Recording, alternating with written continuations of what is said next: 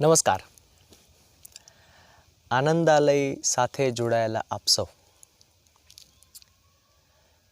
આનંદાલયની પ્રવૃત્તિઓનો હું છેલ્લા 1.5 વર્ષથી સાક્ષી રહ્યો છું અને આવી જ એક બુદ્ધ સભામાં વાત કરવાનો અવસર પણ મને પ્રાપ્ત થયો છે.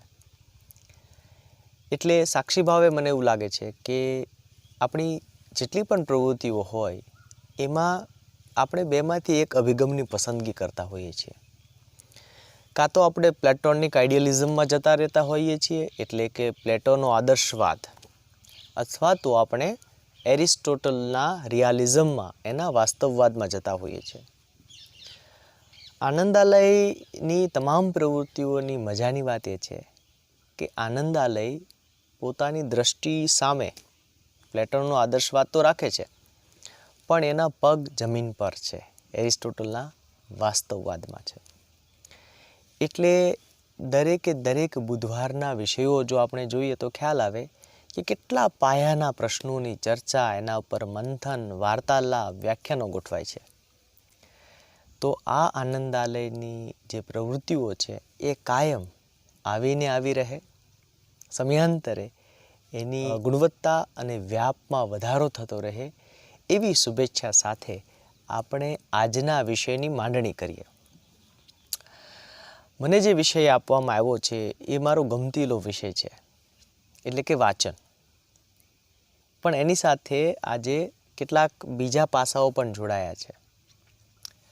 શિક્ષકોએ શા માટે અને શું વાંચવું જોઈએ એવો મને વિષય આપવામાં આવેલો, પણ મેં એમાં થોડી છેડછાડ કરી છે.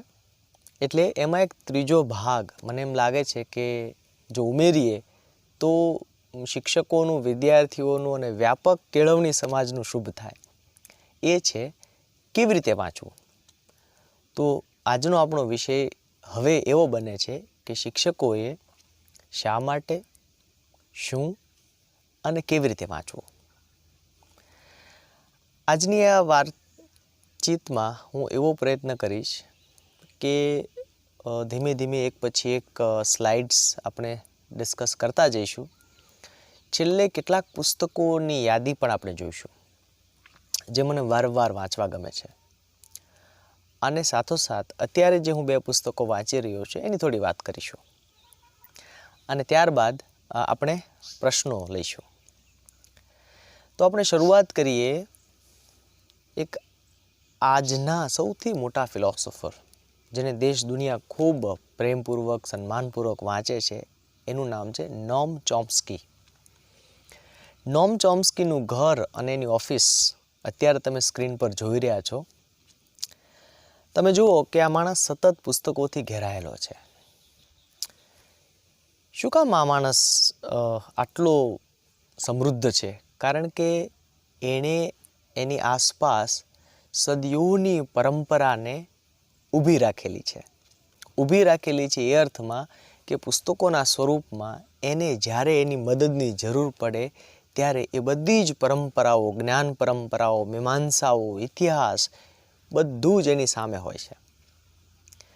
ગઈ સદીનો બહુ મોટો વૈજ્ઞાનિક અને એક ઉત્તમ શિક્ષક, જેને આપણે આઈન્સ્ટાઈનના નામે ઓળખીએ છીએ, એનું ઘર અને એની ઓફિસ પણ જોવા જેવી છે. આઈન્સ્ટાઈને તો ત્યાં સુધી કહ્યું કે the only thing that you absolutely have to know is the location of the library. આપણને સૌને જાણવાની, સમજવાની, પામવાની બહુ ઈચ્છા હોય છે, પણ ક્યાંથી શરૂ કરવું? તો આઈન્સ્ટાઈને એનો એકદમ ટૂંકમાં અને સચોટ જવાબ આપ્યો છે કે તમને એક જ વસ્તુની ખબર હોવી જોઈએ કે લાઇબ્રેરી ક્યાં આવેલી છે, બાકી બધું ત્યાં જાઓ એટલે થઈ જતું હોય છે. આઈન્સ્ટાઈનના વર્ક્સ, આઈન્સ્ટાઈનના પુસ્તકો, એની ડાયરી, એની નોટ્સ, એના આર્કાઇવ્સના એક્ઝિબિશન્સ થતા હોય છે, ત્યારે આપણે ખ્યાલ આવે છે કે આ માણસ કેટલું વાંચતો હતો. અને એના વાંચનને લીધે થઈને જ શિક્ષક તરીકે એના વિદ્યાર્થીઓ ઉપર કેવડી મોટી અસર પડી છે.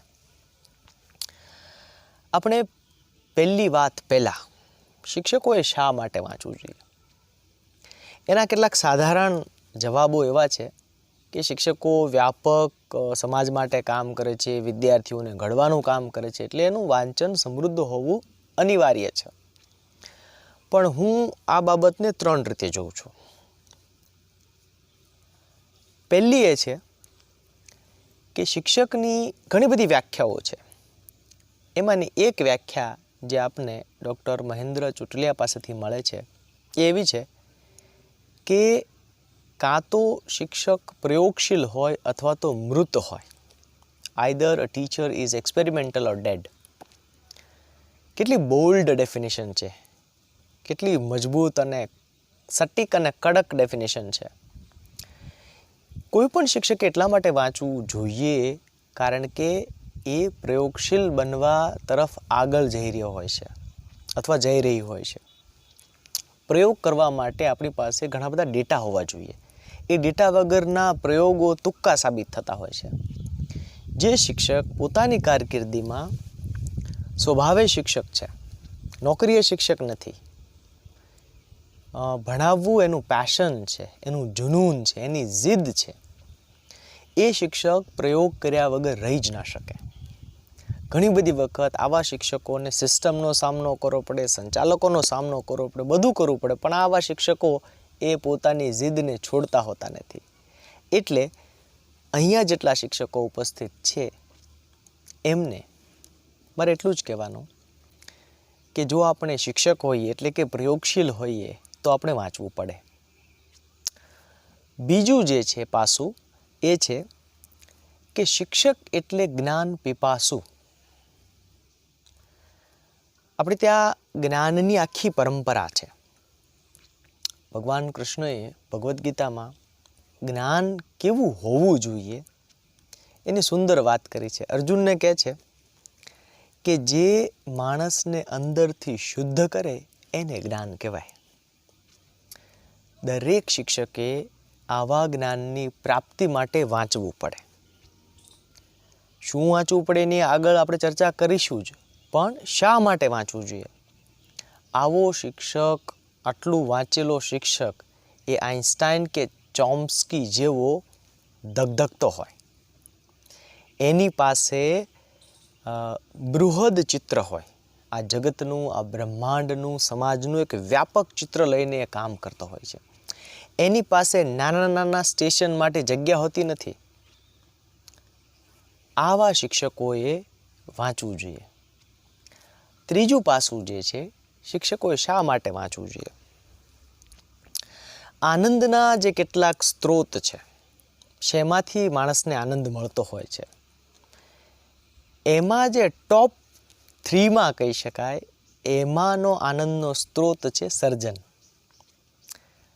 શિક્ષક એ સર્જન પ્રેમી હોય, એને સર્જન પ્રેમી બનવું હોય, શિક્ષકે સર્જન કરવું હોય તો એણે વાંચવું પડે. વાંચવું એટલા માટે પડે કારણ કે એકાંગી સર્જન હોય અને સામૂહિક સર્જન હોય, એ બંનેમાં ફરક છે. એકાંગી સર્જન એ કલાકારો માટે બરાબર છે, પણ શિક્ષક જ્યારે સર્જન કરે છે ત્યારે વિચારનું સર્જન કરે છે. અને વિચારનું સર્જન એટલા માટે જાગૃતિપૂર્વક કરવું પડે કારણ કે એની અસર આવનારી અનેક સદીઓ સુધી થતી હોય છે. એટલા માટે વિવિધ પુસ્તકોનું વાંચન જે છે એ શિક્ષકોને આ જાગૃતિ બક્ષે છે. તો 3 બાબત આપણે જોઈ. પહેલી, પ્રયોગશીલતા માટે શિક્ષકે વાંચવું જોઈએ. બીજું, જ્ઞાનની ભૂખ સંતોષવા માટે શિક્ષકે વાંચવું જોઈએ. અને ત્રીજું, વિચારોનું સર્જન કરવા માટે શિક્ષકોએ વાંચવું જોઈએ. જ્ઞાનની એક સૌથી અગત્યની વાત મને જે સમજાય છે, મારી મર્યાદિત સમજણ પ્રમાણે એ છે, આપણે ત્યાં સામાન્ય રીતે એવું માનવામાં આવે છે કે શિક્ષકો જ્ઞાન આપે છે. મને એમ લાગે છે કે શિક્ષકોએ જ્ઞાન આપવાનું નથી પણ જ્ઞાન બનવાનું છે. જ્ઞાન બનવું એટલે શું? જ્ઞાન બનવું એટલે જેને જોતા જ આપણે પ્રેરિત થઈ જઈએ કે વાહ, મારે આમના જેવું થવું છે, આમની પાસે જેટલું જ્ઞાન છે એ મારી પાસે આવે તો મને ખૂબ ગમે. એટલે આપણે ત્યાં દર્શનની પરંપરા છે. Seeing is believing. આટલા માટે પણ શિક્ષકોએ વાંચવું જોઈએ. આપણે ત્યાં હંમેશા આપણા શાસ્ત્રોમાં પણ આપણે જોઈએ તો જ્ઞાની વિદ્વાન લોકોની સરખામણી રાજા સાથે કરવામાં આવે છે. ત્યારે પણ એમ કહેવાય છે કે રાજા તો માત્ર પોતાના નગરમાં પૂજાય છે, પણ વિદ્વાન એ કે બધા નગરમાં બધા દેશમાં પૂજાય છે. તો આવું જ્ઞાન જો શિક્ષકોએ બનવું હોય તો એમણે વાંચવું જોઈએ. હવે આપણે વાત કરીએ શિક્ષકોએ શું વાંચવું જોઈએ. આનો જવાબ દરેક માણસ પાસે અલગ અલગ હોઈ શકે. આ વાતને જરા વધારે ખોલવા માટે મેં એક ચાર્ટ બનાવ્યો છે. શિક્ષકોએ શું વાંચવું જોઈએ એ વાતને સમજવા માટે એક પ્રશ્ન અત્યારે તમને તમારી સ્ક્રીન પર દેખાઈ રહ્યો છે કે શિક્ષક તરીકે આપણો માનસિક ખોરાક શું છે. જો અહીંયા માનસિક ખોરાકનો અર્થ બહુ જ સ્પષ્ટ છે. એવી વસ્તુઓ જે આપણા મનમાં રોજબરોજ જાય છે, જેનાથી આપણું મન સશક્ત બને છે, એક પ્રકારનું પોષણ. તો બે વિકલ્પો છે. શું આપણો માનસિક ખોરાક સમાચાર છે, ન્યૂઝ, કે પછી આપણો માનસિક ખોરાક ડેટા છે. હવે આપણે બરાબર સમજી લઈએ આ બંનેમાં તફાવત શું છે. જો આપણો માનસિક ખોરાક માત્ર સમાચાર પત્રો અને ન્યૂઝ ચેનલ્સ હોય તો શિક્ષક તરીકે આપણે સામાન્ય રીતે નકારાત્મક વિચારો ધરાવતા માણસ બની જઈએ. આનો જો પ્રયોગ કરવો હોય તો તમારા સ્ટાફ રૂમમાં વાત કરજો કે તમને શું લાગે છે કે આપણા દેશનું શું થઈ શકે, અને તમે એનો રિસ્પોન્સ જોજો. તમારા સ્ટાફના મિત્રો શું રિસ્પોન્સ આપશે, એનો હકારાત્મક રિસ્પોન્સ આપશે કે નકારાત્મક. આવું કેમ થાય છે?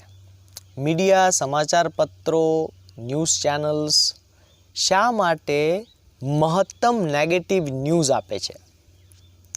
એ એટલા માટે આપે છે કારણ કે એનાથી એમનો બિઝનેસ ચાલે. હવે પ્રશ્ન એમ થાય કે નેગેટિવ ન્યૂઝથી બિઝનેસ શું કામ ચાલે? તો આના પાછળનું જે વિજ્ઞાન છે એ છે કે આપણા સૌના બ્રેઇનમાં આ શરીરને ટકાવી રાખવા માટેનું એક સ્પેશિયલ મિકેનિઝમ હોય છે જેનું નામ છે એમેગ્ડેલા. આ જે ફંક્શન છે બ્રેઇનનું એ કાયમ સતર્ક કરે છે. એને ડર લાગે છે. ડર આપણી સર્વાઈવલ માટે જરૂરી છે.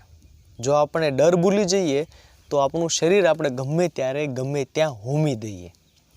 આનો ઉપયોગ, આ સર્વાઈવલ વૃત્તિ માટે જરૂરી ડરનો ઉપયોગ મીડિયા, સમાચાર પત્રો, ન્યૂઝ ચેનલ પોતાના ફાયદા માટે કરતી હોય છે. એટલા માટે તમે છાપું ખોલો એટલે તમને 10માંથી 9 સમાચાર નેગેટિવ જ મળવાના. શિક્ષક તરીકે જો આપણે આ જાગૃતિ ન કેળવીએ તો શું થાય કે આપણા થકી આપણા વિદ્યાર્થીઓમાં પણ એક પ્રકારની નેગેટિવિટી ઓટોમેટિકલી આપણી જાણ બહાર ટ્રાન્સમિટ થઈ જાય છે. એની સામે જો તમે ડેટાનું સેવન કરતા હો, ડેટા એટલે માત્ર માહિતી નહીં, કેવો ડેટા? જેની પાછળ વૈજ્ઞાનિક સંશોધનો, આધાર પુરાવાઓ, પ્રયોગો થયેલા હોય એને ડેટા કહીએ આપણે. આગળ જતાં આપણે જોવાના છીએ કે આવા ડેટા આપણે ક્યાંથી મળે. હવે આના કેટલાક આપણે ઉદાહરણ જોઈએ. આ સરખામણી, શિક્ષકનો માનસિક ખોરાક જો સારો ન હોય તો કેવો અભિપ્રાય એ બાંધી દેતા હોય છે એના વિશેના આપણે 2-3 નાના નાના ઉદાહરણો જોઈએ. પહેલું ઉદાહરણ એ છે કે આપણે પૂછીએ લોકોને કે શું લાગે છે કે ગરીબી વધી છે કે ઘટી છે. જો આપણે સમાચાર પત્રો વાંચતા હોઈએ તો આપણને એમ જ લાગે કે સમાજમાં ખૂબ બધી ગરીબી વધી ગઈ છે, લોકો ભૂખમરાથી પીડાઈ રહ્યા છે, ખૂબ લોકો મરી રહ્યા છે. અત્યારે તમે સ્ક્રીન પર જે ગ્રાફ જોઈ રહ્યા છો એ વર્લ્ડ બેંકનો ગ્રાફ છે અને બાજુમાં તમે એક પુસ્તક જોઈ રહ્યા છો જેનું નામ છે abundance, the future is better than you think. Peter Diamandis એના લેખક છે. આ ગ્રાફમાં તમે જોઈ શકો છો કે 1850થી લઈને વર્ષ 2000 સુધીમાં, એટલે લગભગ 150 વર્ષમાં એક્સ્ટ્રીમ પોવર્ટી આપણે જેને કહીએ છીએ એમાં ડ્રામેટિક નાટકીય ઘટાડો આવ્યો છે. અને એના માટેના ચોક્કસ સંશોધનો થયા છે, આંકડાઓ છે અને પુરાવાઓ છે. જુઓ, જો આપણે ડેટાનો આધાર ન લઈએ તો આપણને એમ જ લાગે કે ગરીબી વધી રહી છે. બીજું ઉદાહરણ, આપણી આસપાસ હિંસા અને યુદ્ધોમાં વધારો થયો છે કે ઘટાડો, એ પણ જો આપણે સમાચાર કે ન્યૂઝ ચેનલ્સના આધારે જવાબ આપવાની કોશિશ કરીએ તો આપણે એમ જ કહેવાના કે ભાઈ એ તો ખૂબ વધી રહ્યું છે, હું બહાર નીકળીશ ને મને કોઈ કાપી નાખશે, એવો આપણને સહજ ભાવ થાય, કારણ કે આપણું પોષણ જે છે એ પ્રકારનું છે. પણ અહીંયા પણ જો તમે જુઓ તો એ જ પુસ્તકમાંથી આપણને ડેટા મળે છે કે 1946થી લઈ અને 2016 સુધીનો ડેટા દર્શાવે છે કે અંગ્રેજો હતા, વિશ્વયુદ્ધો થયેલા, સિવિલ વોર થયેલી, એ બધામાં સમયાંતરે ખૂબ ઘટાડો આવેલો છે. આ પુસ્તક તો એમ કહે છે કે we are living in the most peaceful of times. અત્યાર સુધીના ઇતિહાસમાં આપણે સૌથી શાંતિપૂર્ણ સમયમાં જીવી રહ્યા છીએ.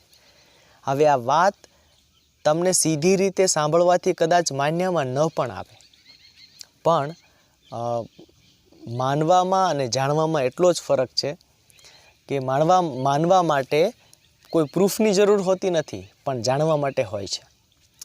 આવા પુસ્તકો, આવા ડેટાનો જો આપણે ઉપયોગ કરીએ તો આપણે ખરેખર સત્યને જાણી શકીએ. ત્રીજું અને છેલ્લું ઉદાહરણ, કુદરતી આપત્તિઓ જે આવે છે એમાં માણસો ઘણા બધા મરે છે. તો શું એમાં કાંઈ ફેરફાર થયો છે કે અત્યારે વધુ લોકો એમાં મરી રહ્યા છે? તો ડેટા એમ કહે છે કે 1900થી લઈ અને 2010 સુધી, એટલે લગભગ 110 વર્ષનો ડેટા અત્યારે તમે જોઈ શકો છો. એમાં 5 પ્રકારની કુદરતી આપત્તિઓના આંકડાઓ છે, ગ્રાફ છે. એક છે પૂર, બીજો છે તો વાવાઝોડું, ત્રીજો છે કોરોના જેવી બીમારીઓ, ચોથું છે ભૂકંપ અને પાંચમું છે દુષ્કાળ. તમે સરેરાશ જુઓ તો 1960 પછી તો એકદમ સ્ટેબલ ચાલે છે, એટલે ઘટાડો થઈ રહ્યો છે ખૂબ મોટા પ્રમાણમાં. આ બધું જ દર્શાવે છે કે આંકડાકીય માહિતીઓ, સંશોધનો વાસ્તવિક પરિસ્થિતિને આપણી સામે સરસ રીતે મૂકે છે. સવાલ એટલો જ છે કે શું આપણા હાથમાંથી રિમોટ કોઈ લઈ લે અને પુસ્તક આપે તો જ આપણને ખબર પડે કે જગતમાં ખરેખર શું થઈ રહ્યું છે. નહીંતર મીડિયા આપણા મનને, આપણા દિમાગને, આપણા વિચારોને અત્યારે બહુ જ સિસ્ટમેટિક રીતે ગુલામ બનાવી રહ્યું છે. શિક્ષકો વિચાર ક્રાંતિના પ્રણેતાઓ છે, એટલા માટે એમનું મન, એમના વિચારો ગુલામ ન હોવા જોઈએ. એમને તો દરેક વસ્તુને પ્રશ્ન પૂછવાના છે. આ પ્રશ્ન પૂછી શકે એવું મન બનાવવું હોય એટલા માટે શિક્ષકોએ ઘણું બધું વાંચવું પડે, ઘણું બધું વાંચવું જોઈએ. શિક્ષકોએ શું વાંચવું જોઈએ એના માટે એક નાનકડો ગ્રાફ મેં તૈયાર કર્યો છે. આપ એ ગ્રાફ અત્યારે સ્ક્રીન પર જોઈ શકો છો. ચડતા ક્રમમાં અને ઉપર મેં સાદી ટકાવારી આપવાની કોશિશ કરી છે. આમાં કોઈ જ મારું અંગત સંશોધન નથી, પણ એક જનરલ અન્ડરસ્ટેન્ડિંગ માટે મેં ટકાવારી આપી છે. શરૂઆત સમાચાર પત્રથી કરવી જોઈએ, ત્યાર પછી સામયિકો વાંચવા જોઈએ, ત્યાર પછી પુસ્તકોમાં ઝંપલાવવું જોઈએ, ત્યાર પછી ચોથું જે છે એ રિસર્ચ આર્ટિકલ્સ અથવા રિસર્ચ પેપર્સ જેને કહીએ છીએ એ વાંચવા જોઈએ, પાંચમું જે છે એ રિપોર્ટ્સ વાંચવા જોઈએ, અહેવાલો વાંચવા જોઈએ, અને છઠ્ઠું જે છે એ ફિલોસોફી વાંચવી જોઈએ. આ ક્રમ જે આપ્યો છે એનું ચોક્કસ કારણ છે. તમે જુઓ કે સમાચાર, સામયિકો અને પુસ્તકો એ મહદઅંશે માહિતી અને અભિપ્રાય કેન્દ્રિત હોય છે કે ફલાણી જગ્યાએ અકસ્માત થયો, અથવા કોઈ લેખક પોતાના પુસ્તકમાં પોતાનો અંગત અભિપ્રાય આપે છે.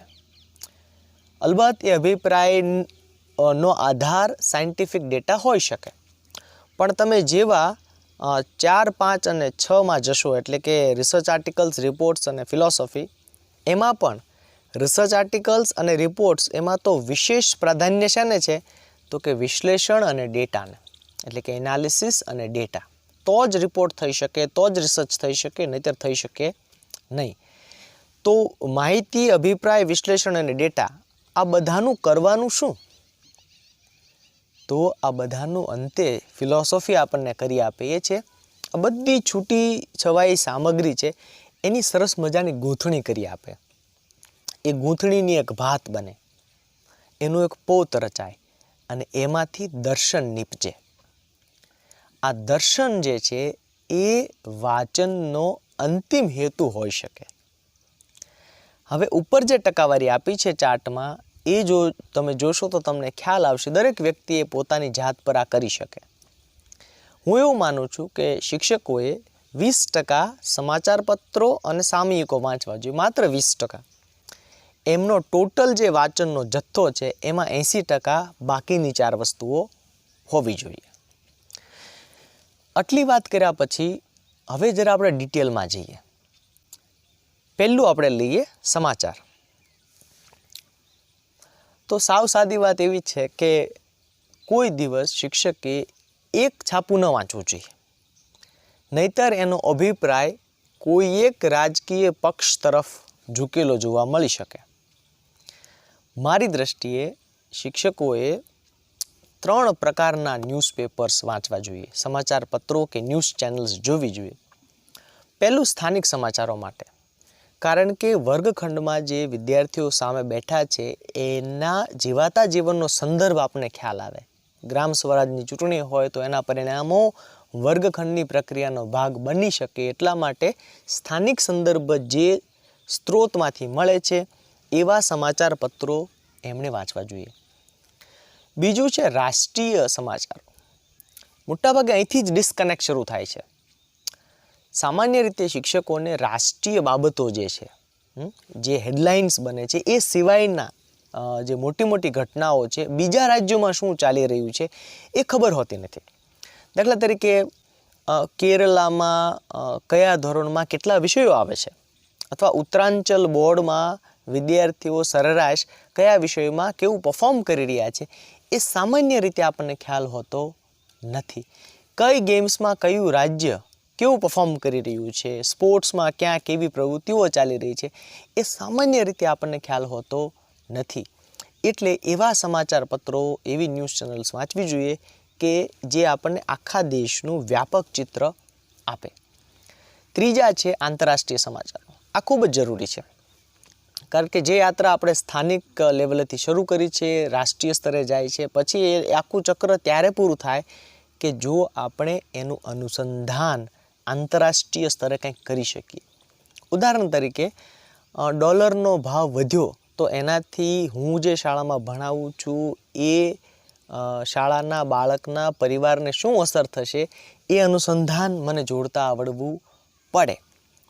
આ 3 પ્રકારના સમાચારોના કેન્દ્રમાં તમે જે આ પિરામિડ જુઓ છો એના કેન્દ્રમાં શું છે તો કે વિશ્લેષણ.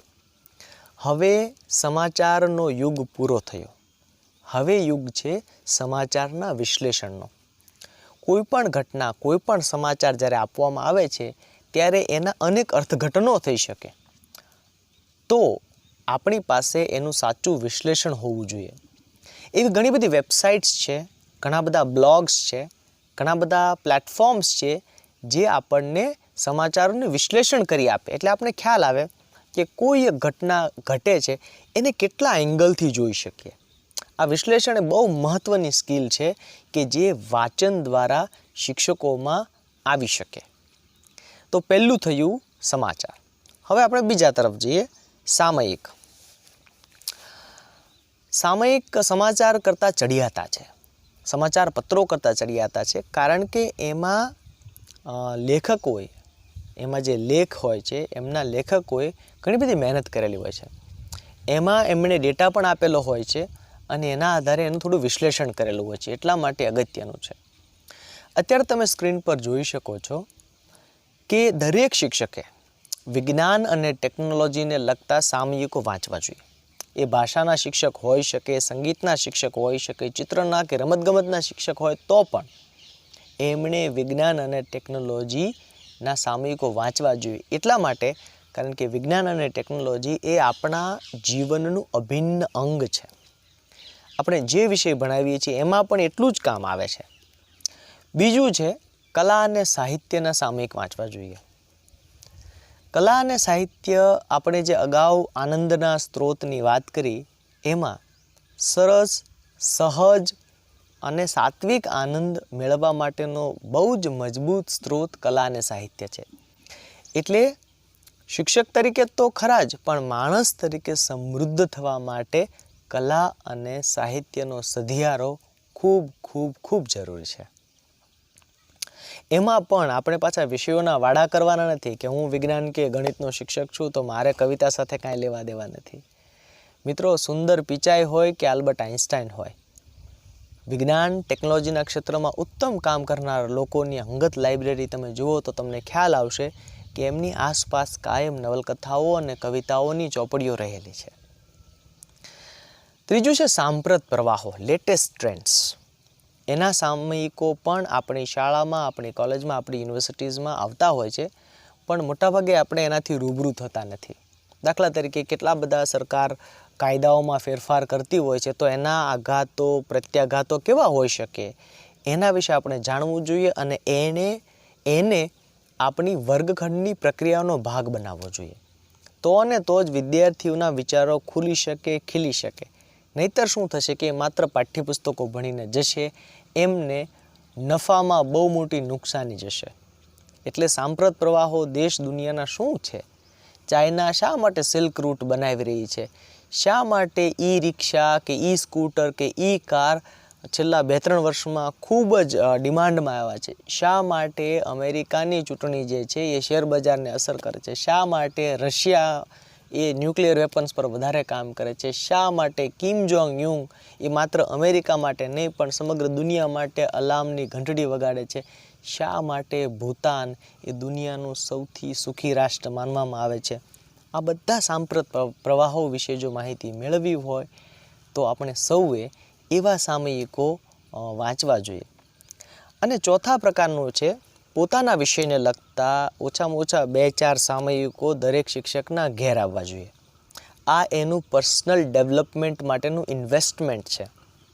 ઉદાહરણ તરીકે હું અંગ્રેજીનો શિક્ષક હોઉં તો અંગ્રેજી ભાષા શિક્ષણમાં અત્યારે લેટેસ્ટ શું થઈ રહ્યું છે એનાથી મને ખબર હોવી જોઈએ. તમે જુઓ કે આપણે ત્યાં સારામાં સારા વકીલ હોય જેની ફી લાખોમાં હોય, સારામાં સારા ડૉક્ટર્સ હોય, રાઈટ, સારામાં સારા એન્જિનિયર્સ હોય, બધા પ્રક્રિયા કરે છે. પોતાના ફિલ્ડનું લેટેસ્ટ હોય એ એને ખબર હોય ને હોય જ. આપણે શિક્ષક તરીકે વિચારીએ, આપણા વિષયનું જે લેટેસ્ટ છે આપણે કેટલું ખબર છે? એટલા માટે એ જરૂરી છે. અને એની સાથોસાથ આપણને સૌને અંગત રીતે જેમાં રુચિ છે, જે આપણા ગમતા વિષયો છે, એના સામયિકો પણ આપણે વાંચવા જોઈએ. કોઈને ફેશનમાં રસ હોઈ શકે, કોઈને ઇન્ટિરિયર ડિઝાઇનમાં રસ હોઈ શકે, કોઈને ધર્મ અધ્યાત્મમાં રસ હોઈ શકે, તો એના લગતા સામયિકો પણ આપણે વાંચવા જોઈએ, જેથી છેલ્લે જે થવાનું છે દર્શનવાળી વાત, ત્યારે આ બધા ડોટ્સ કનેક્ટ થશે. ત્યારે આ બાબત અનિવાર્ય છે. આપણે સમાચાર જોયા, આપણે સામયિકો જોયા, હવે આપણે જોઈએ પુસ્તકો તરફ. મિત્રો, પુસ્તકોમાં 2 રીતે કામ થઈ શકે. એક તો હું તમને યાદી આપી શકું કે આટલા પુસ્તકો વાંચવા જોઈએ, પણ એ વાત કાચી ગણાશે. કારણ કે એમાં કોઈને કોઈ રીતે મારો અંગત અભિપ્રાય હશે અથવા મારો બાયસ હશે, મારો પૂર્વગ્રહ હશે. મને X પુસ્તકો ગમતા હશે, મને XY લેખકો ગમતા હશે, એટલા માટે હું એમના નામ તમને રેકમેન્ડ કરું છું. પણ એના બદલે હું તમને વ્યાપક ક્ષેત્રો કહેવા માગું છું કે આ ક્ષેત્રના પુસ્તકો દરેક શિક્ષકોએ અનિવાર્યપણે વાંચવા જોઈએ. અત્યારે તમે સ્ક્રીન પર એક સરસ મજાનો ફ્લો જોઈ શકો છો. એક સરસ પ્રકારનો ક્રમિક ગોઠવણી આપેલી છે કે શિક્ષકોએ કયા ક્ષેત્રના પુસ્તકો વાંચવા જોઈએ. એમાં પહેલું ક્ષેત્ર છે ન્યુરોલોજી. ન્યુરોલોજી એટલે બ્રેઇનનું સાયન્સ, વિજ્ઞાન.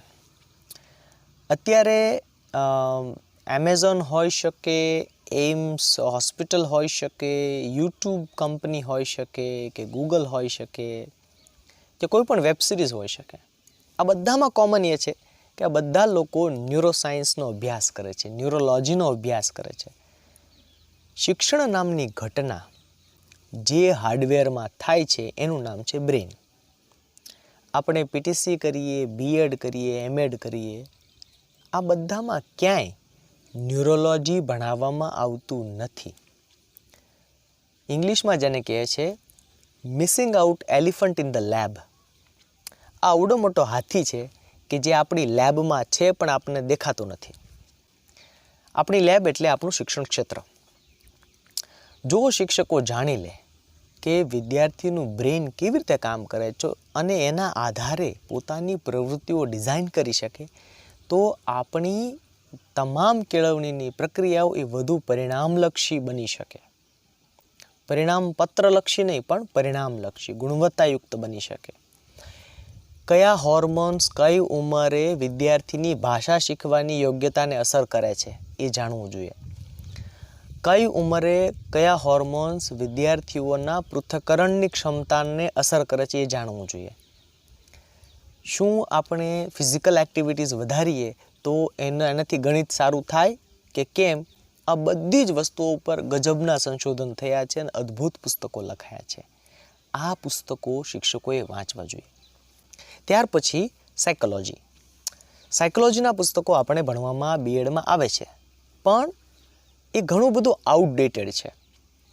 આપણે હજી સિગમન્ડ ફ્રોઈડ કે લકાન એવા બધા, મિસિસ ક્લેનિન કે એ બધા પ્રકારના સાયકોલોજીસ્ટ જે આજથી લગભગ 70-80 કે 100 વર્ષ જૂના છે, એ પછી અત્યારે છેલ્લા 30 વર્ષમાં સાયકોલોજી વિદ્યાશાખામાં બહુ મોટી ક્રાંતિ આવી છે.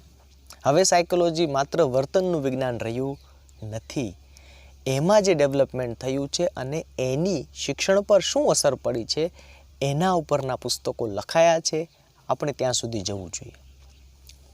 ત્રીજું છે એન્થ્રોપોલોજી. એન્થ્રોપોલોજીનું ગુજરાતી છે નૃવંશશાસ્ત્ર. મિત્રો, આપણે જે રીતે બાયોલોજિકલી ડેવલપ થયા છીએ, જીવ વિજ્ઞાન જે આપણને સૌને અસર કરે છે એ જાણવું જોઈએ.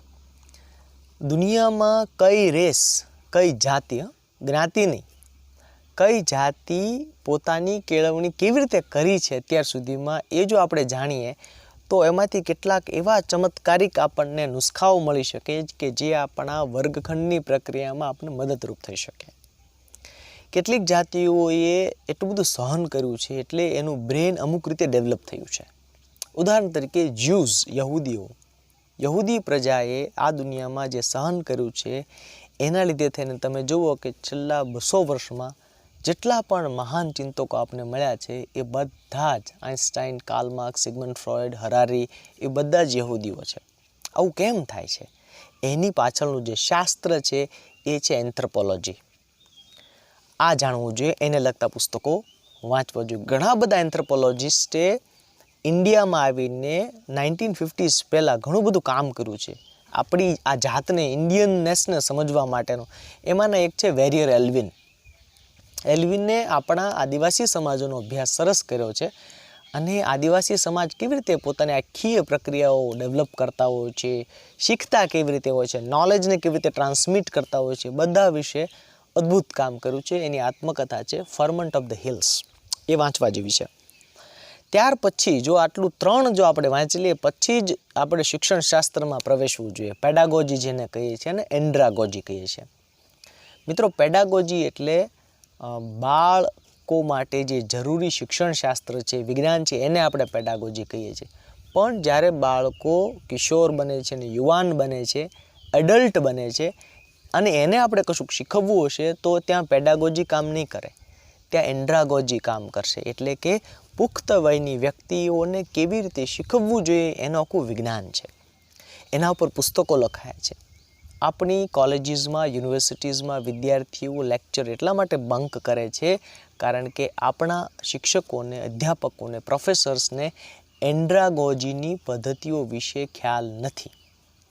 આ હું એટલા માટે પબ્લિક પ્લેટફોર્મ પર બોલી શકું છું કારણ કે મેં મોટાભાગે અધ્યાપકોને માત્ર ને માત્ર વ્યાખ્યાન પદ્ધતિથી જ ભણાવતા જોયા છે, જે ઓછામાં ઓછી 2000 વર્ષ જૂની છે. શિક્ષણ શાસ્ત્રના પુસ્તકો આપણે જ્હોન ડ્યુઈથી લઈને ઘણા બધાના આપણે જોયા છે. અત્યારે એમાં એક્શન રિસર્ચ પરના નવા પુસ્તકો ખૂબ સરસ આવ્યા છે, એ પણ આપણે વાંચવા જોઈએ. ત્યાર પછી છે સમાજશાસ્ત્ર, જેની ચર્ચા બહુ ઓછી થતી હોય છે. શિક્ષણનું સમાજશાસ્ત્ર એક એવું વિષય છે, એક એવી વિદ્યાશાખા છે કે જેમાં ભારત જેવા દેશે, ભારતના શિક્ષકોએ ખૂબ કામ કરવું જોઈએ. કારણ કે આપણે ત્યાં એટલું બધું સામાજિક વૈવિધ્ય છે અને એની બહુ મોટી અસર વિદ્યાર્થીના શિક્ષણ પર પડતી હોય છે. તો જો આપણે એ સમાજને જોઈ શકીએ, એની પદ્ધતિઓને સમજી શકીએ, એના કસ્ટમ્સ રીતિ રિવાજોને જોઈ શકીએ, તો એ બાળક સાથે આપણે વધુ ગહનતાથી કામ કરી શકીએ, વધુ ઊંડાણપૂર્વક કામ કરી શકીએ. છઠ્ઠું જે ક્ષેત્ર છે એ છે ભાષા અને કમ્યુનિકેશન. મને એવું લાગે છે કે શિક્ષક જેને બનવું છે અથવા જે લોકો શિક્ષક બની ગયા છે એની સૌથી મોટી ઓળખ શું છે? એનું શબ્દ ભંડોળ. શિક્ષક પાસે જો શબ્દ ભંડોળ નબળું હોય તો એ પેઢીઓનું નુકસાન કરી શકે છે. શબ્દ ભંડોળ શિક્ષકોનું એટલા માટે વધુ હોવું જોઈએ અથવા તો સમૃદ્ધ હોવું જોઈએ કારણ કે આપણી સામે બેઠેલો જે વર્ગ છે એ દરેક વિદ્યાર્થી અલગ લેંગ્વેજ સિસ્ટમ લઈને આવે છે. તો આપણે એને અનુકૂળ હોય એવી ભાષામાં એને સમજાવવા પડે. એના માટે થઈને આપણું ભાષા વૈવિધ્ય ખૂબ જ સરસ હોવું જોઈએ. કમ્યુનિકેશન એટલા માટે શિક્ષકના બે જ હથિયાર છે, ભાષા અને કમ્યુનિકેશન. એની અભિવ્યક્તિ શૈલી, એની બોડી લેંગ્વેજ. આના પર પણ ઘણા બધા પુસ્તકો અત્યારે અવેલેબલ છે. એ જો આપણે વાંચીએ તો આપણને ખ્યાલ આવે કે મારે મારી બોડી લેંગ્વેજ કે મારા અભિવ્યક્તિ કૌશલ્યોમાં શું ફેરફાર લાવવા જોઈએ. નહીંતર શું થાય કે આપણે કેવી રીતે ભણાવીએ તો કે આપણા શિક્ષકો આપણને જેમ ભણાવતા હતા એમ જ ભણાવીએ, આપણે એમાં કશું નવું કરી શકીએ નહીં. ત્યાર પછીનું જે ક્ષેત્ર છે ક્રિએટિવિટી. આપણે અગાઉ જોયું કે શિક્ષક પ્રયોગશીલ હોવા જોઈએ. શું કામ પ્રયોગશીલ હોવા જોઈએ? કારણ કે એણે કશુંક સર્જન કરવાનું છે અને જ્યાં સર્જન છે ત્યાં સર્જનાત્મકતા છે. ક્રિએટિવિટી જે છે એ આપણની અંદર એક પ્રકારની એવી પ્રેરણા પૂરી પાડે છે કે આપણે જે કંઈ પણ કરીએ એમાં જરાક આપણે નવીનતા ઉમેરવાની કોશિશ કરીએ, રૂટીન તોડવાની કોશિશ કરીએ. ક્રિએટિવિટી ઉપર પણ બહુ જ સરસ પુસ્તકો લખાયા છે. આપણે ત્યાં પણ ઘણા બધા લોકોએ ઇન્ક્લુડિંગ ઓશોએ પણ સર્જનાત્મકતા ઉપર સરસ ચોપડી એક આપી છે. તો એવા બધા પુસ્તકો આપણે વાંચવા જોઈએ. ત્યાર પછી છે અનુભવો. મિત્રો, જે ઘણી બધી વસ્તુઓ શાસ્ત્રીય રીતે કહી શકાતી નથી, સાયન્ટિફિક ડેટામાં મૂકી શકાતી નથી, એવી વસ્તુઓ આત્મકથામાં, જીવનચરિત્રોમાં, પ્રવાસ વર્ણનોમાં મૂકી શકાય છે. એટલે અન્ય આપણા પૂર્વસૂરીઓ જે થઈ ગયા છે શિક્ષણના ક્ષેત્રમાં કે અન્ય ક્ષેત્રમાં થયા છે, એમના જીવનચરિત્રો, એમની આત્મકથાઓ અચૂક વાંચવી. કારણ કે એ એમના આખા એ જીવનનો નિચોડ હોય છે. મને અત્યારનો જીવનચરિત્રકાર જે ખૂબ જ ઇન્સ્પાયર કરે છે, પ્રેરિત કરે છે, એનું નામ છે આઇઝેક વોટસન. આઇઝેક વોટસનને છેલ્લા 400 વર્ષના લગભગ 4 મહત્ત્વના કહી શકાય એવા વ્યક્તિઓના જીવનચરિત્રો લખ્યા છે. એમાં લિયોનાર્ડો દ વિન્ચી છે, એમાં આલ્બર્ટ આઇન્સ્ટાઈન છે, એમાં સ્ટીવ જોબ્સ છે અને બેન્જામિન ફ્રેન્કલિન છે. અને આ વોલ્ટર આઇઝેક્સને જે કામ કર્યું છે મિત્રો, અદ્ભુત છે. એવી સૂક્ષ્મ બાબતો એમણે બતાવી છે કે શિક્ષક તરીકે આપણને બહુ જ મદદરૂપ થઈ શકે. છેલ્લું છે સાહિત્ય. આપણે અગાઉ પણ કહ્યું કે સાહિત્ય એ આપણા જીવનની જે ઓવરઓલ સમૃદ્ધિ છે એમાં વધારો કરે છે. અને એવા કેટલાક માનવ મનના એવા પડાવો છે કે જ્યાં સુધી કદાચ હજુ સાયકોલોજી નથી પહોંચ્યું, એ ખોલી આપવામાં આપણને કવિઓ અને નવલકથાકારો મદદ કરે છે. એટલા માટે જ કદાચ શેક્સપિયર આજે પણ દુનિયામાં ચારે બાજુ વારંવાર વંચાય છે. એવું કહેવાય છે કે જ્યારે સાયકોલોજી શબ્દની શોધ નથી થઈ ને એ પહેલાં શેક્સપિયરે એમના નાટકોમાં માનવ મનની ગૂંચવણોનું સરસ પૃથ્થકરણ કરી આપ્યું છે. તો આ પ્રકારના ક્ષેત્રોના પુસ્તકો આપણે વાંચવા જોઈએ. સમાચાર પત્રો, સામયિકો, પુસ્તકો બાદ હવે આપણે પ્રવેશીએ છીએ સંશોધન અથવા તો રિસર્ચ આર્ટિકલ્સ. રિસર્ચ આર્ટિકલ્સ એટલા માટે જરૂરી છે કારણ કે દરેક શિક્ષક એ દરેક કલાકે કોઈને કોઈ એવી સમસ્યાઓનો સામનો કરે છે કે જો એને એનો ઉકેલ મળી જાય તો વર્ગખંડની એ પ્રક્રિયા વધારે પરિણામલક્ષી બની શકે. ઉદાહરણ તરીકે કોઈ શિક્ષક માટે સામેનો એવો પ્રશ્ન છે કે વિદ્યાર્થીઓ શાળાએ આવતા નથી અથવા તો નિયમિત આવતા નથી. કોઈ શિક્ષકને રિસેસ પછીનો જ વર્ગ મળે છે તો વિદ્યાર્થીઓ ઊંઘી જાય છે. કોઈ શિક્ષકને એવો પ્રશ્ન છે કે મારું વિદ્યાર્થીઓ હોમવર્ક કરતા નથી. કોઈ શિક્ષકને એવો પ્રશ્ન છે કે ભાઈ મારા વર્ગખંડમાં બહુ વાતો કરે છે વિદ્યાર્થી. આ બધા એવા પ્રશ્નો છે કે જેના જવાબ સંશોધન દ્વારા ઓલરેડી મળી ગયા છે. હવે આનો અર્થ એમ થાય કે આપણે શોધેલું ચક્ર વાપરવાનું છે, નવું ચક્ર શોધવાનું નથી. એટલા માટે શિક્ષકોએ પોતાને જે સમસ્યા નડે છે એને લગતા રિસર્ચ આર્ટિકલ શોધવાના છે. હવે સવાલ એ થાય કે ક્યાં શોધવા? તો શિક્ષણને લગતા જે જર્નલ્સ હોય છે, મેગઝિન્સ હોય છે, સામયિક હોય છે, એમાં આ બધા એક્શન રિસર્ચ આવતા હોય છે. એટલે આપણા સ્થળ કાળ પ્રમાણે કોઈએ એમાં એમએડ સંશોધન કર્યું હોય, કોઈ પીએચડી કર્યું હોય, એના ઉપર કોઈનો રિવ્યૂ હોય તો આપણે ખ્યાલ આવી શકે.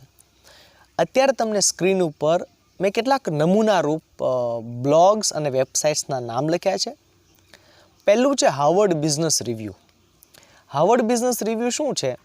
હાર્વર્ડ બિઝનેસ રિવ્યૂ શિક્ષણને લગતી વાત કરતું નથી, પણ શેની વાત કરે છે? તો કે બિઝનેસમાં કેવા કેવા ઇનોવેશન્સ થઈ રહ્યા છે, એમાં લોકો સાથે કામ કરવાની કેવી કેવી ટેકનિક વાપરવામાં આવે છે. તો કદાચ આનાથી આપણે ખ્યાલ આવી શકે કે વર્ગખંડમાં બિઝનેસમાં જે સમસ્યાઓ આવે છે એવી જો મારા વર્ગખંડમાં આવતી હોય તો હું આ ટેકનિકનો ઉપયોગ કરી શકું. અને એમાં આ બધા જ જે રિસર્ચ હોય છે એ સોલિડ એવિડન્સ પ્રૂફ હોય છે, એટલે એમાં એવિડન્સ જબરજસ્ત આપેલા હોય છે. બીજું એક સરસ બ્લોગ છે એડ્યુટોપિયા કરીને, એજ્યુકેશન પ્લસ યુટોપિયા, એડ્યુટોપિયા. આ પ્લેટફોર્મ પર તમને લગભગ હજારોની સંખ્યામાં રિસર્ચ આર્ટિકલ્સ મળશે, જે મેં અગાઉ કયા એવા પ્રશ્નોના જવાબ એમાંથી સીધા અથવા તો પરોક્ષ રીતે મળી શકે એવું એમાં છે. ત્રીજું છે ટીચ થોટ. આ પણ એ પ્રકારનું છે કે આ બધા એવા પ્લેટફોર્મ છે કે જેમાં તમારે માત્ર તમારું ઈમેલ નાખવાનું હોય છે અને એમાં જેવો નવો આર્ટિકલ આવશે એટલે તમને તમારા ઈમેલમાં નિઃશુલ્ક મળી જશે. આમાં કોઈ જ પેમેન્ટ તમારે કરવાનું નથી. ચોથું છે ધ વાઇઝ કોન્ફરન્સ. મિત્રો, આ કોન્ફરન્સ એવી છે, દર વર્ષે દુનિયામાં શિક્ષણમાં જે 100 ઉત્તમ પ્રયોગો થાય છે એના વિશેની ચર્ચા થાય છે અને એમને એવોર્ડ આપવામાં આવે છે. હવે જ્યારે આની પસંદગી થાય એટલે આપણને સમજવું જોઈએ કે દુનિયાના એને બેસ્ટ 100 લીધા હશે.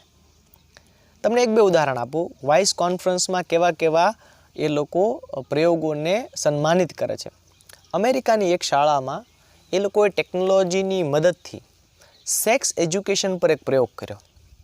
સામાન્ય રીતે આપણે ત્યાં હાઈસ્કૂલમાં પણ વિજ્ઞાનમાં જ્યારે પ્રજનન તંત્ર ભણાવવામાં આવે છે ત્યારે શિક્ષકો ઘણી બધી જગ્યાએ એમ કહે છે કે આ તમે ઘરે ભણી લેજો.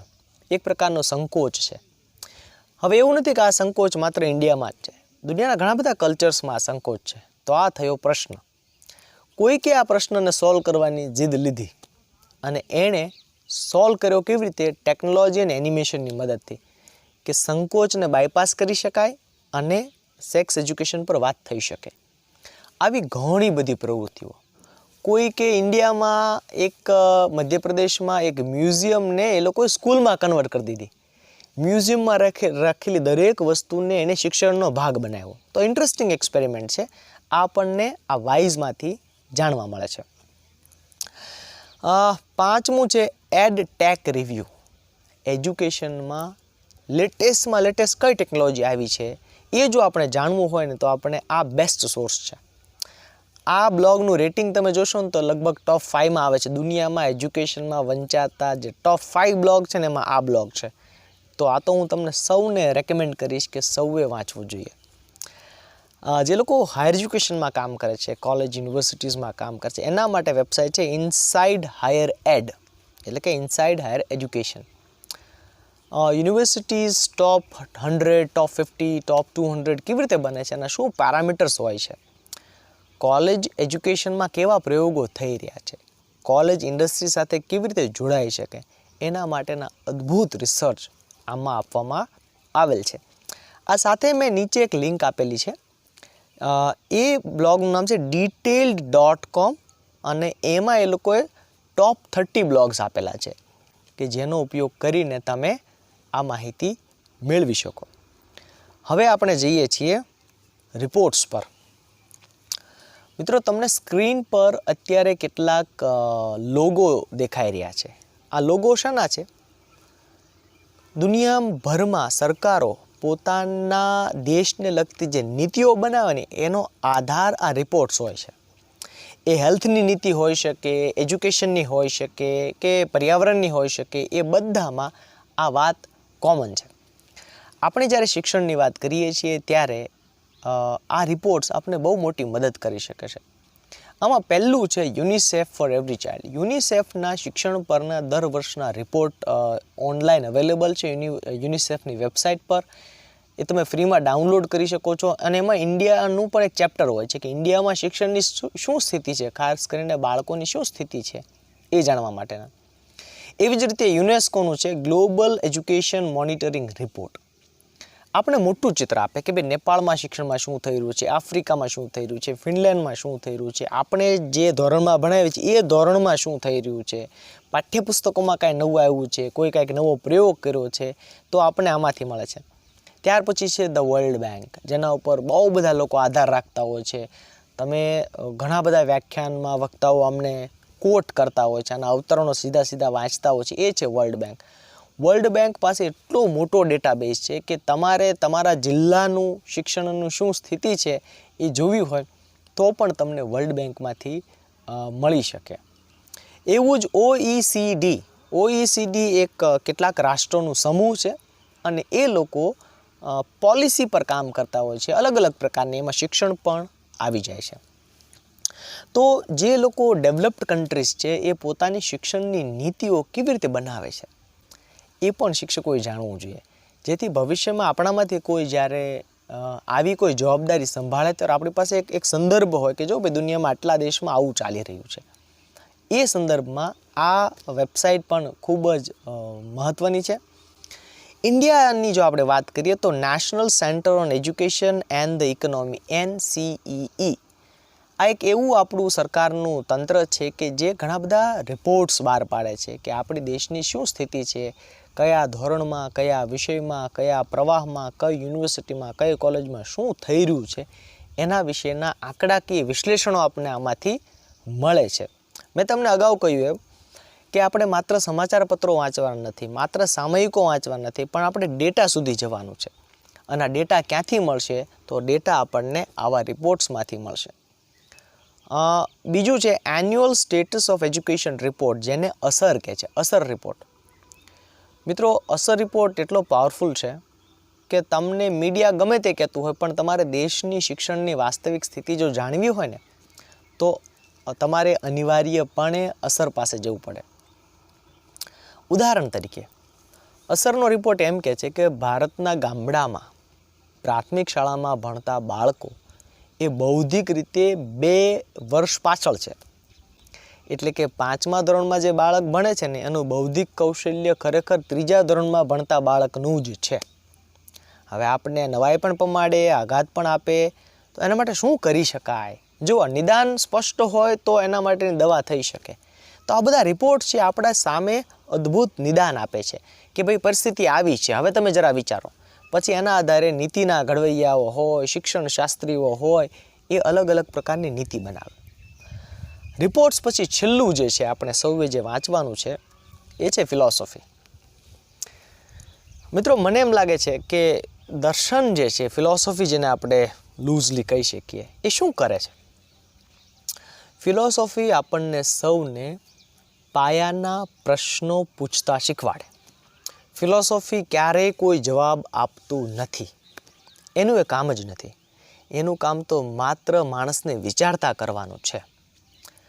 એટલે ફિલોસોફર્સ તો સૌના પોતપોતાના પ્રિય હોઈ શકે. અહીંયા મેં નમૂના રૂપ જે કૃષ્ણમૂર્તિ, બર્ટનાર્ડ રસેલ અને નોમ ચોમ્સ્કીનો ફોટો મૂક્યો છે. આ એવા ફિલોસોફર્સ છે કે જે મને વાંચવા ગમતા હોય છે અને જેમના પુસ્તકો વાંચીને મને ઘણું બધું મારી માન્યતાઓ બધી બદલાય હોય એવું થાય છે. આપણે સામયિક વાંચીએ, આપણે પુસ્તકો વાંચીએ, રિપોર્ટ્સ વાંચીએ, અલ્ટિમેટલી આ બધાનો ઉપયોગ, આ બધું સંકલિત ક્યાં થાય? તો કે દર્શનમાં. તો ફિલોસોફી એ શું આપે? એક સૂઝ આપે, જેને આપણે ઇન્સાઇટ કહીએ છીએ. તમે જ્યારે શિક્ષણને વ્યાપક રીતે સમજવાની કોશિશ કરો તો દર્શન શાસ્ત્રો પાસે જવું પડે. અને દર્શનશાસ્ત્રોમાં આપણા ભારતીય કેટલાક ગ્રંથો પણ આવી જાય છે, જેમાં ભગવદ્ ગીતા હોઈ શકે, આપણા ષટદર્શનો હોઈ શકે, પતંજલિનું યોગસૂત્ર હોઈ શકે, કે પછી પાણિનીનું વ્યાકરણ હોઈ શકે, ભર્તૃહરિનું નાટ્યશાસ્ત્ર હોઈ શકે, ભર્તૃહરિનું વાક્યપદીય હોઈ શકે, જૈન આગમ હોઈ શકે, બુદ્ધ સૂક્તો હોઈ શકે. આ બધા એવા ગ્રંથો છે, આ બધી એવી મીમાંસાઓ છે જે ક્યાંક ને ક્યાંક આપણને વ્યાપક ચિત્ર આપે છે. વ્યાપક ચિત્રનો મારો સાદો અર્થ એવો છે કે જો 10 માળની બિલ્ડિંગ હોય અને તમે પહેલા માળે ઊભા રહી અને જુઓ નીચે જગત તમને કેવું દેખાય છે, એના આધારે તમે નિર્ણય કરો. અને બીજું 10મા માળે ટોપ ફ્લોર ઉપર જતા રહો અગાસી ઉપર, અને પછી તમે જગત જુઓ અને પછી નિર્ણય લો. તો આ બંને વચ્ચે કેવો તફાવત છે? એ તફાવત છે છાપું વાંચવું અને ફિલોસોફી વાંચવાની વચ્ચે. તો આ 6 પ્રકારની વસ્તુઓ જે છે, સમાચાર પત્રો, સામયિકો, પુસ્તકો, રિસર્ચ આર્ટિકલ્સ, રિપોર્ટ્સ અને ફિલોસોફી, એ દરેક શિક્ષકોએ જેની જેવી અનુકૂળતા વાંચવા જ જોઈએ. અનુકૂળતા પરથી મને યાદ આવે છે કે ઘણી બધી વખત મિત્રો શિક્ષકો સાથે વાત કરતો હોઉં ત્યારે શિક્ષકો પાસે એક ફરિયાદ હોય છે કે વાંચવાનો સમય જ નથી મળતો. મિત્રો, અત્યારે મારે એક વાત એ કહેવી છે કે અત્યાર સુધી હું એક પણ એવા માણસને મળ્યો નથી કે જેને વાંચવું હોય ને સમય ન મળતો હોય. ઉલટાનો એવા માણસો મળે છે કે જેને વાંચવું છે ને એ સમય કાઢતા હોય, એ વહેલા ઉઠતા હોય, મોડા સૂતા હોય, પણ એ વાંચ્યા વગર સૂતા નથી. તો આ જુનૂન સાથે આપણે આટલી વસ્તુ વાંચીએ. હવે વાત કરવી છે છેલ્લી વાત કે શિક્ષકોએ કેવી રીતે વાંચવું. મિત્રો, એવું કહેવાય છે કે આ જગતમાં મટીરિયલની ઓરિજિનાલિટી નથી, મેનર અને સ્ટાઇલની ઓરિજિનાલિટી છે. એટલે મટીરિયલ તો આ જગત ઉપર જેટલું છે એટલું જ છે. તમે શું એને નવી રીતે રાંધી શકો, નવી રીતે પીરસી શકો, નવી રીતે વાપરી શકો, એમાં જ ક્રિએટિવિટી છે. એક જ પુસ્તક અલગ અલગ વ્યક્તિઓ વાંચે અને એકનું જીવન બદલાય જાય, બીજા માટે પસ્તી થઈ જાય. એવું શું કામ થાય છે? કારણ કે વાંચનારની પદ્ધતિ એ બહુ મોટી અસર કરે છે એ પુસ્તક કેવી રીતે પચાવશે એના પર. મને એમ લાગે છે કે શિક્ષક તરીકે અથવા ભણેલ ગણેલ માણસ તરીકે વાંચતી વખતે આપણે દરેકે આપણી જાતને 7 પ્રશ્નો પૂછવાના છે. આ કયા 7 પ્રશ્નો છે? તો તમને તમારી સ્ક્રીન પર અત્યારે દેખાય છે. પહેલો પ્રશ્ન, દરેક શિક્ષકે વાંચતી વખતે કોઈ પણ પુસ્તક, રિપોર્ટ, બ્લોગ, ફિલોસોફી, સામયિક છાપવું, પહેલો પ્રશ્ન પોતાની જાતને એ પૂછવાનો છે, શું આ લખાણ મારી માન્યતાને પડકારે છે? જો આ બહુ જરૂરી એટલા માટે છે, ઘણી બધી વખત આપણે કોઈ એક વિચારધારાની કંઠી બાંધી લઈએ, પછી એ જ દિશાનું વાંચીએ. આપણે જે માનતા હોય એને સપોર્ટ કરતું એવું જ આપણે વાંચીએ. એટલે શું થાય? આપણી વિચારધારા એકાંગી બની જાય. એટલે ઘણા શિક્ષકો વર્ગખંડમાં એમ બોલી જાય કે ભણવું હોય તો સાયન્સ જ ભણાય, અથવા ભણવું હોય તો ઇંગ્લિશ જ ભણાય, ભણવું હોય તો આ જ ભણાય. આ જે છે એ નમેલી વિચારધારા છે. આ વિચારધારા વ્યાપક નથી. તો જો આપણે મીડિયા કે એકાંગી વિચારધારાવાળા અન્ય પ્રવાહોથી બચવું હોય તો વાંચતી વખતે સતત આ પ્રશ્ન પૂછવાનો. અને એ પુસ્તકની પણ એસિડ ટેસ્ટ છે. જે પુસ્તક આપણની માન્યતાને પડકારે નહીં એ પુસ્તક મૌલિક નથી. આ હું માનું છું. બીજો પ્રશ્ન જે આપણે પૂછવાનો છે એ છે, શું આ લખાણની શૈલી તાજી છે કે રિપીટેશન છે કે બોર્ડમ છે કે એક પ્રકારનું રૂટીન છે? જો શૈલી તાજી હશે ને તો એ આપણને જકડી રાખશે. એટલે પાશ્ચાત્ય જગતમાં અને ધીમે ધીમે આપણે ત્યાં પણ હવે શરૂ થયું છે, નવી રીતે પુસ્તકો બનવા લાગ્યા છે. પહેલાં આપણે એવું જોતું કે પુસ્તકોમાં પેરેગ્રાફ હોય, એક સળંગ એક ધારાપણું હોય. હવે એવું નથી. તમે જુઓ કે કેટલા બધા એવા પુસ્તકો છે જેમાં વચ્ચે વચ્ચે નાના નાના એને બોક્સ મૂક્યા હોય ને પ્રશ્નો મૂક્યા હોય કે આટલી વાત થયા પછી હવે આ વિચારો તો શું લાગે છે. કોઈ ચિત્ર મૂક્યું હોય, નીચે એમ લખ્યું હોય કે ભાઈ આને 5 કેપ્શન આપો જોઈએ. તો વાચકોને જોડી રાખે એવી શૈલીથી પુસ્તકો બની રહ્યા છે. એની ડિઝાઇન એવી છે, એની બાંધણી, ગોઠવણી, માંડણી બધું નવી રીતે છે. તો શું આવું છે એ પૂછવાનું. ત્રીજું, શું મને નવી રીતે વિચારવાની તરેહો મળે છે? આમાંથી કાંઈ એવું મળે છે કે જેમાં નવી રીતે હું વિચારી શકું? કોઈ નવો એંગલ મળે છે આ વાતને જોવાનો, સમજવાનો? આપણે ત્યાં ઘણા બધા મહાન લોકો ઉપર જે વાર્તાઓ ચાલી આવી છે, કેટલા બધા લેખકોએ એનાથી સાવ ઉલટી વાર્તાઓ લખી છે. એ ગાંધી હોઈ શકે, બુદ્ધ હોઈ શકે, મધર ટેરેસા હોઈ શકે, જીસસ ક્રાઇસ્ટ હોઈ શકે. આ બધા વિશે લોકોએ સાવ જુદી રીતે લખ્યું છે, સાવ નવી રીતે. તો ક્યારેક એ પણ વાંચવામાં મજા પડે કે આપણને સાવ જુદી રીતે વિચારતા શીખવાડે, આપણી પરંપરાગત માન્યતાને ઢંઢોળે, જરા એની છેડતી કરે. ચોથો પ્રશ્ન છે, શું આ લખાણની ભાષા મને બૌદ્ધિક શ્રમ કરાવે છે?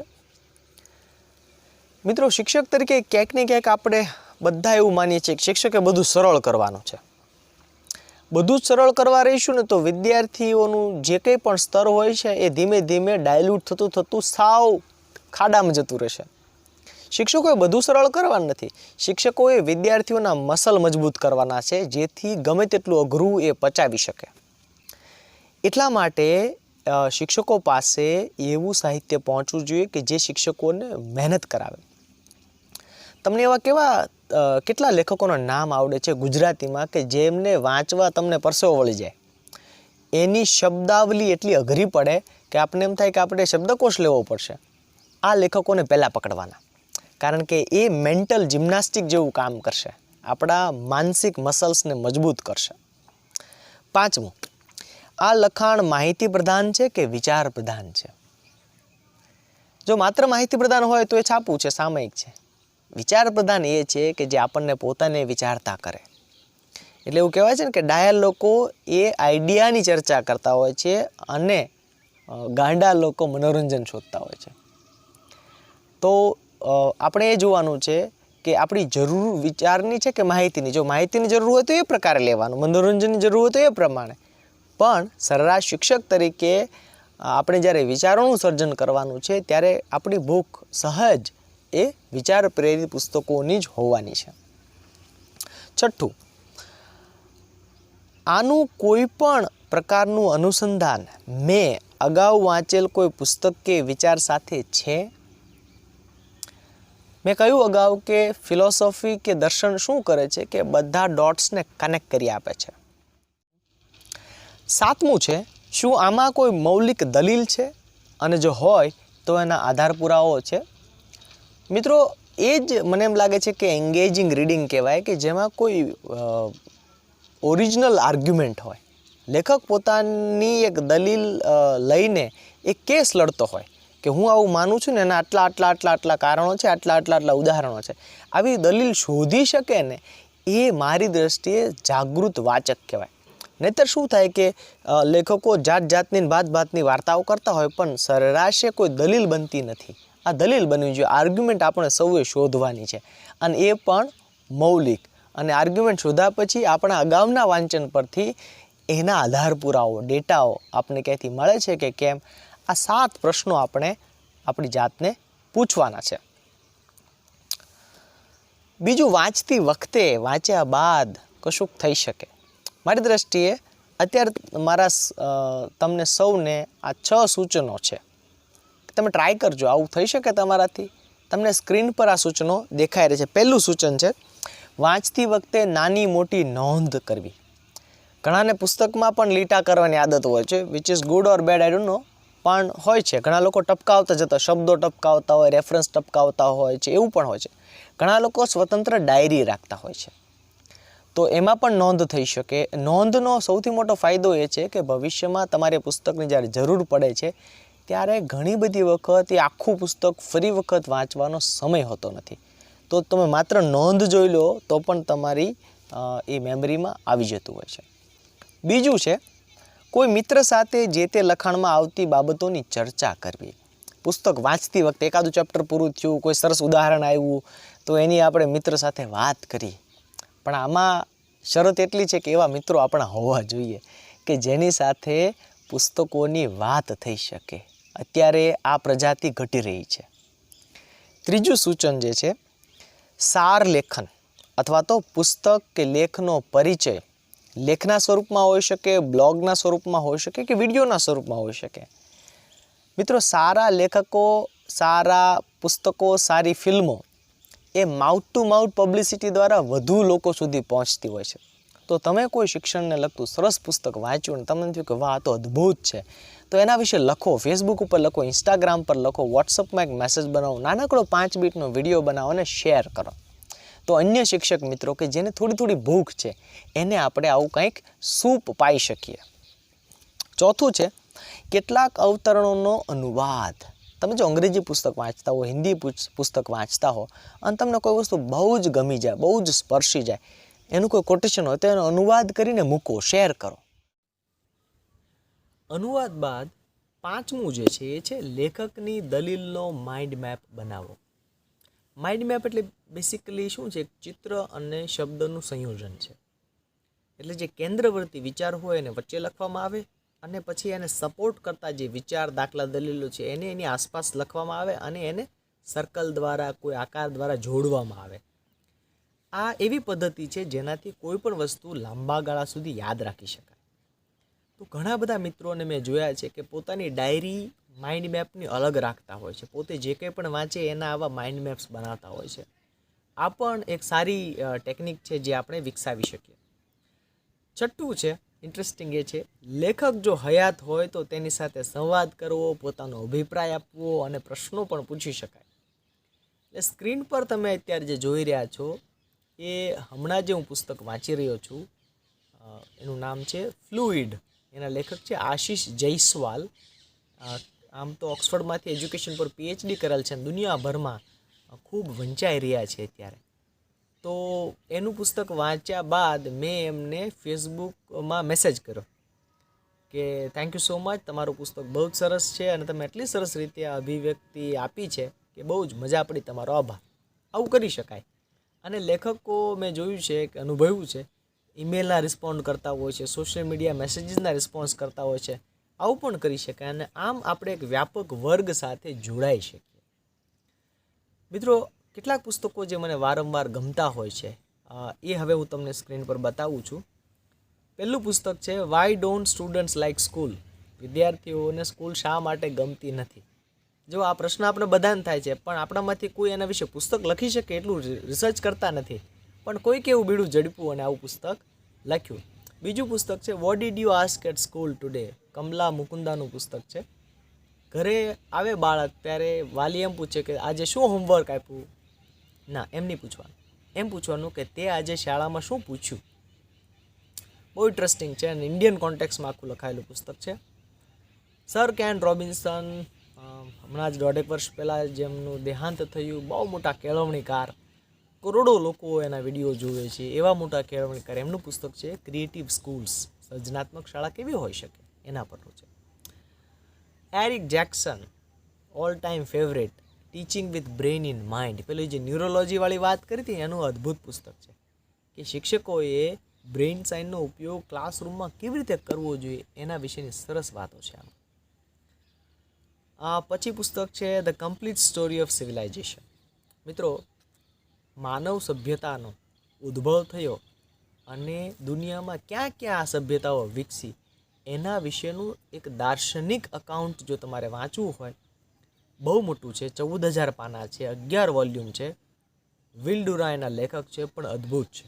તમને એનો દાર્શનિક અનુભવ, ઇતિહાસનો દાર્શનિક અનુભવ કરવો હોય તો અહીંયા જવું પડે. ફ્યુચર વિશે કાકુ નામના ફિઝિસિસ્ટ વિશે તમે જાણતા હશો. એનું પુસ્તક છે ધ ફ્યુચર ઓફ હ્યુમેનિટી. આખી માનવજાત કેવા ભવિષ્ય તરફ આગળ જઈ રહી છે એના વિશેનું સરસ પુસ્તક છે. દાખલા, દલીલો ઉત્તમ છે. એવું જ ફ્યુચરનું પુસ્તક છે the fourth industrial revolution. Economic ફોરમના સ્થાપક સ્ક્વોબનું પુસ્તક છે કે ફોર્થ ઇન્ડસ્ટ્રીયલ રેવોલ્યુશન કેવું, એટલે પહેલું વરાળ યંત્ર હતું, બીજું માસ પ્રોડક્શન હતું, ત્રીજું ડિજિટલ, ચોથું આ છે IoT વાળું, ઇન્ટરનેટની ક્રાંતિવાળું છે. તો જ્યારે જગતમાં ચારે બાજુ ઓટોમેશન થશે ત્યારે બિઝનેસ ઇન્ડસ્ટ્રી કેવા હશે એના વિશેનું પુસ્તક છે. અને ફિલોસોફીનું જે કૃષ્ણમૂર્તિનું ઓન એજ્યુકેશન. એવા પુસ્તકો છે જે મને અંગત રીતે ગમતા હોય છે. આપણા વિચારો, આપણા પ્રિય લેખકો અલગ અલગ હોઈ શકે, પણ જે મને વારંવાર જેમને વાગળવા ગમતા હોય છે એવા પુસ્તકો છે. આટલી વાત કર્યા પછી આપ સૌને મારે એ જ શુભેચ્છા આપવી છે કે તમારી આસપાસ આ પ્રકૃતિ, આ ચૈતન્ય રૂપ બ્રહ્માંડ એવા પુસ્તકો મોકલે કે જે તમને સતત પ્રયોગશીલ રાખે, જ્ઞાન પીપાસુ રાખે અને સર્જનશીલ બનાવે, જેથી આપણા આ વ્યાપક સમાજનું શુભ થઈ શકે અને શિક્ષક તરીકે આપણે સૌ ચોમ્સ્કી, આઇન્સ્ટાઈન કે જે કૃષ્ણમૂર્તિ જેવા ધગધગતા રહીએ. સૌને હેપી રીડિંગ. આપને કોઈ પ્રશ્ન હોય તો આપ પૂછી શકો છો. મને મજા પડશે, મારી પાસે બધા જ જવાબો છે નહીં, પણ કોઈ પુસ્તકનું સૂચન કરી શકું, કોઈ વેબસાઇટનું સૂચન કરી શકું અને એમના પણ વાત તો થઈ જ શકે. આપ સૌનો આભાર. આનંદાલયે આ તકે મને આ પ્લેટફોર્મ પર મારી નાનકડી કાચી પાકી સમજ વ્યક્ત કરવાની જે તક પૂરી પાડી છે એ માટે સમગ્ર આનંદાલય પરિવાર માટે ખૂબ ખૂબ ખૂબ આનંદ અને કૃતજ્ઞતાની લાગણી સાથે આપ સૌનો આભાર. Thank you so much.